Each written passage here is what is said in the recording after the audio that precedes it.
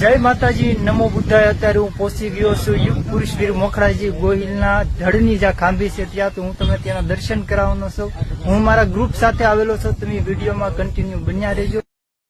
જે કોઈ મિત્રો આ ચેનલની અંદર પહેલી વાર આવ્યો તે ચેનલને સબસ્ક્રાઇબ કરીજો, વિડીયોને લાઇક કરીજો અને વિડીયોને બને એટલો શેર કરીજો। ચાલો આપણે મોખરાજી ગોહિલ વિશે થોડો ઇતિહાસ જાણી। મોખરાજી ગોહિલનો જન્મ રાણપુરના રાજવીર રાણાજી ગોહિલના ઘરે થયો હતો।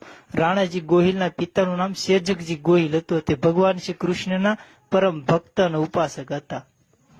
રાણાજી ગોહિલ સેજકજી ગોહિલના પુત્ર હતા, જે ખેરગઢ રાજસ્થાનથી ગુજરાતના કાઠિયાવાડમાં આવીને સેજકપુર નામનું નગર વસાવ્યું।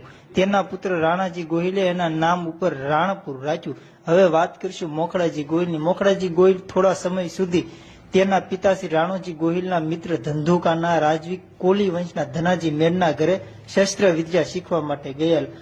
ત્યાર પછી રાણપુરની ગાદી ઉપર મોખરાજી ગોહિલ આવ્યા અને મોખરાજી ગોહિલે પોતાનો વિસ્તાર ધીરે ધીરે વધારવાનું શરૂ કરીને ભાવનગરના ઉમરાળા તાલુકા ઉપર ઉમાજી કોઈ નામના શાસક કરતા તેની પાસેથી તે ઉમરાળા પણ જીતી લીધું। ત્યાર પછી પીરમબેટ અને ઘોઘા સુધી પોતાનો વિસ્તાર વધારીને ઘોઘા ઉપર રાજ કરવાની શરૂઆત કરી દીધી।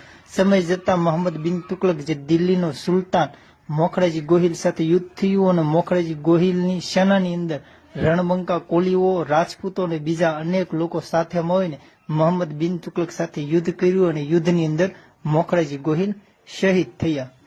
મોખરાજી ગોહિલનું મસ્તક વગરનું દળ ઘોઘાથી લઈને ખદરપર સુધી લડતું આવ્યું। એટલે ખદરપરની અંદર પણ એનું મંદિર છે, ઘોઘાની અંદર પણ મોખરાજી ગોહિલનું મંદિર છે અને પીરમબેટ જે ટાપુ છે ટાપુની અંદર પણ મોખરાજી ગોહિલનું નાનું અમથું મંદિર છે। હવે વાત કરશું મોખરાજી ગોહિલના 3 અલગ અલગ નામ।